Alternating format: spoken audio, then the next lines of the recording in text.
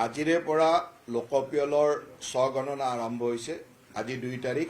2 তাৰিখৰ পৰা 16 তাৰিখলৈকে ঘৰে নিজৰ গৃহৰ স্বগণনাৰ কাম অনলাইন যোগে কৰিব পাৰিব। আৰু আজি এই স্বগণনাৰ আৰম্ভ হোৱাৰ লগে লগে মই নিজেও স্বগণনাত অংশগ্ৰহণ কৰি মোৰ নিজৰ গৃহৰ সকলোখিনি তথ্য দিলোঁ। অত্যন্ত সহজ, কোনো অসুবিধা নাই। সাধাৰণ কেইটামান প্ৰশ্ন যে নিজৰ ঘৰটো কোন ঠাইত আছে, ঘৰত কেইজন ব্যক্তি আছে, ঘৰটো কেনেকুৱা, পকা ঘৰ, কেঁচা ঘৰ, শৌচালয়ৰ অৱস্থা কেনেকুৱা, ড্ৰেইন কি আছে, LPG কানেকশ্যন আছে নে নাই, মোবাইল আছে নে, স্মাৰ্টফোন নে, ডিছ টিভি আছে নে, এনেকুৱা সাধাৰণ কেইটামান প্ৰশ্ন যিকেইটাত কোনো অসুবিধা নাই। সাধাৰণ মানুহে সুন্দৰভাৱে কৰিব পৰা, উত্তৰ দিব পৰা ব্যৱস্থা। গতিকে সময়ো বেছি নালাগে। আৰু স্বগণনা কৰাৰ লগে লগে নিজৰ ঘৰৰ লোকেশ্যনটো GPS লোকেশ্যনত নিজে পোৱা যায়। গতিকে নিজৰ ঘৰৰ লোকেশ্যনটো দি সুন্দৰভাৱে কৰিব পৰা যায়।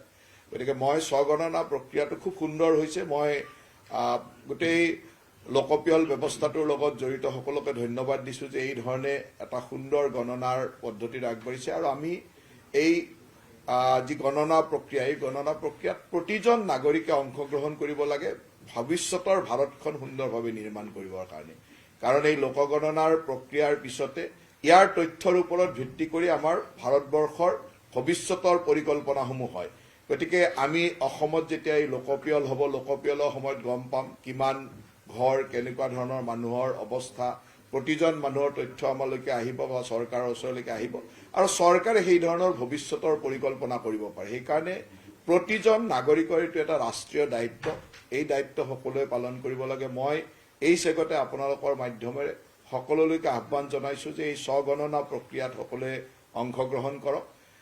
2 তাৰিখৰ পৰা 16 তাৰিখলৈ এই স্বগণনা প্ৰক্ৰিয়া, আৰু 17 তাৰিখৰ পৰা ঘৰে ঘৰে আমাৰ চৰকাৰী যি নিযুক্ত লোক আছে তেখেতসকলে ঘৰে ঘৰে গৈ ইয়াৰ তথ্যসমূহ পুনৰ পৰীক্ষা কৰিব। গতিকে মই ভাবোঁ যে সকলোৱে এই প্ৰক্ৰিয়াত নিজে স্বগণনা প্ৰক্ৰিয়াত অংশগ্ৰহণ কৰাৰ পিছত অহা 17 তাৰিখৰ পৰা ঘৰে ঘৰে আমাৰ কৰ্মচাৰীসকল বা আমাৰ যিসকল ব্যক্তিক দায়িত্ব দিয়া আছে তেখেতসকল যাব। আৰু সেই প্ৰক্ৰিয়াটো তাৰ পিছত আৰম্ভ। আৰু ইয়াৰ পিছত ফেব্ৰুৱাৰী মাহত প্ৰতিজন ব্যক্তিৰ তথ্যৰ যি গণনা প্ৰক্ৰিয়া, সেই প্ৰক্ৰিয়া আৰম্ভ হ'ব। গতিকে মই এই চেগতে যিহেতু আজিৰে পৰা আৰম্ভ হৈছে, মই অসমবাসী ৰাইজলৈ অনুৰোধ কৰিছোঁ যে সকলোৱে যাতে এই স্বগণনা প্ৰক্ৰিয়াত অংশগ্ৰহণ কৰি এখন সুন্দৰ ভৱিষ্যতৰ ভাৰতবৰ্ষ নিৰ্মাণত নিজকে অংশীদাৰিত্ব দেখুৱায়। সকলোকে তাৰ বাবে আহ্বান জনাইছোঁ। অতি সহজ, মই নিজে চালোঁ। এইটোতো স্মাৰ্টফোনতো কৰিব পাৰিব, ইণ্টাৰনেট মানে যিকোনো ইণ্টাৰনেট সংযোগ হ'লে হ'ল। ইণ্টাৰনেট সংযোগ কৰিব পৰা যিকোনো স্মাৰ্টফোনত বা লেপটপতে কৰিব পাৰিব। আৰু একেবাৰে সহজ, নিজৰ জিলাখন কৰাৰ লগে লগে আৰু নিজৰ ঠাইখিনি চুবুৰীটোৰ নাম দিয়াৰ লগে লগে GPS-ত লোকেশ্যনটো আহি যায়। নিজে চাই লোকেশ্যনটো ট্ৰেক কৰি দিলে হ'ল, লোকেশ্যনটো তাত লগাই দিলে হ'ল। তাৰপিছত সামান্য কুৱেশ্যনকেইটা একেবাৰে সাধাৰণ কুৱেশ্যন যে পৰিয়ালৰ মুৰব্বীৰ নাম, কিমানজন মানুহ আছে, মানে ঘৰটো কেনেকুৱা, পকা ঘৰ, মানে ফ্ল'ৰটো কেনেকুৱা, টয়লেটৰ ব্যৱস্থা কেনেকুৱা, পানীৰ ব্যৱস্থা কেনেকুৱা, গেছৰ ব্যৱস্থা কেনেকুৱা, টিভি ৰেডিঅ'ৰ কি ব্যৱস্থা আছে, এই ধৰণৰ সাধাৰণ প্ৰশ্ন যিখিনি যিকোনো এজন মানুহে অতি অনায়াসে উত্তৰ দিব পাৰে। গতিকে মইতো আজিকালিতো বেছিভাগৰ হাতত স্মাৰ্টফোন আছে। গতিকে মই ভাবোঁ যে বেছিভাগেই সুন্দৰভাৱে কৰিব পাৰিব। আৰু যাৰ স্মাৰ্টফোন নাই, তেওঁৰ পৰিয়ালৰ কোনোবা আছে, তেওঁ পৰিয়ালৰ যিকোনো এজনে, কাৰণ এইটো গৃহ গণনা, ঘৰৰ যিকোনো এজন মানুহে কৰিলে হ'ল। তাৰ উপৰিও তাতো যদি কোনোবা ৰৈ যায়, তেতিয়াহ'লে আমাৰতো যি গণনাকাৰী লোক তেওঁলোকেতো ঘৰে ঘৰে যাবই। তেতিয়া সেইখিনি ক'ৰবাত ৰৈ গ'লে সেইখিনি তাত সংযোজন হ'ব। এপ মানে এইটো দিছে ৱেবছাইটটো sc.census.gov.in।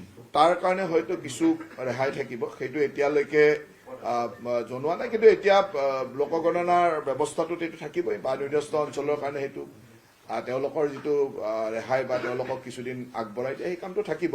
কিন্তু গোটেই অসমৰ কাৰণে যিহেতু এইটো বান হোৱাৰ আগৰে পৰা, মানে বান অহাৰ আগতে লোকগণনা তাৰিখ এটা লোৱা হৈছিলে। গতিকে এতিয়া তাৰিখটো ধৰক আজি 2 তাৰিখৰ পৰা 16 তাৰিখলৈ স্বগণনা।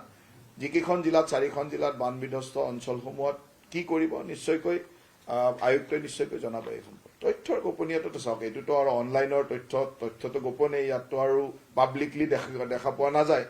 গতিকে তথ্যৰ গোপনীয়তা থাকিব আৰু চেঞ্চাছৰ যিখিনি তথ্য গোপন ৰাখিব লাগে সেইখিনি তথ্য চেঞ্চাছৰ গোপনে থাকিব ইয়াত চেঞ্চাছৰটো নিয়ম আছে কিছু তথ্য ৰাজহুৱা হয় কিছু তথ্য কিছুদিন পিছত চৰকাৰৰ বিভিন্ন পৰ্টেলৰ বিভিন্ন ব্যৱস্থাত দেখিবলৈ পাব কিন্তু কিছুমান তথ্য গোপন থাকে সেই তথ্যখিনি গোপন থাকিব যিখিনি গোপন থাকিব লাগে নিয়ম মাফিক সেইখিনি গোপনে থাকিব যিকোনো খবৰৰ বাবে যোগাযোগ কৰক 9181 307 221 আমাৰ এই নম্বৰত